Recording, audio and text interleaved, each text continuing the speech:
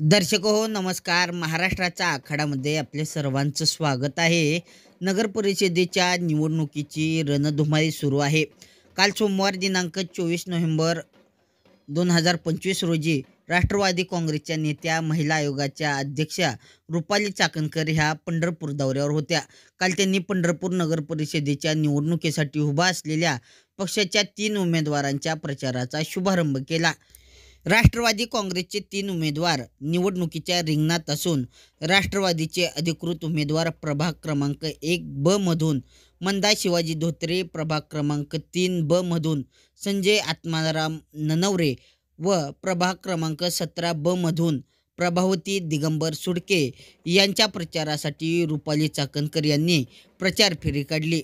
या दरम्यान नागरिकांचा उत्स्फूर्त प्रतिसाद त्यांना मिळाला. कार्यकर्त्यांमध्येही उत्साहाचे वातावरण पाहायला मिळाले. राष्ट्रवादी काँग्रेस पक्षाचे 3 उमेदवार असले तरी राष्ट्रवादी काँग्रेस पक्षाचे स्टार प्रचारक येत असतील तर आमच्यासारख्या कार्यकर्त्यांना हत्तीचं बळ येतं. हे तिन्ही उमेदवार नक्कीच विजयी होतील. जनतेने दिलेल्या संधीचे सोने आम्ही नक्कीच करून दाखवू असा विश्वास प्रदेश सरचिटणीस श्रीकांत शिंदे यांनी व्यक्त केला आहे.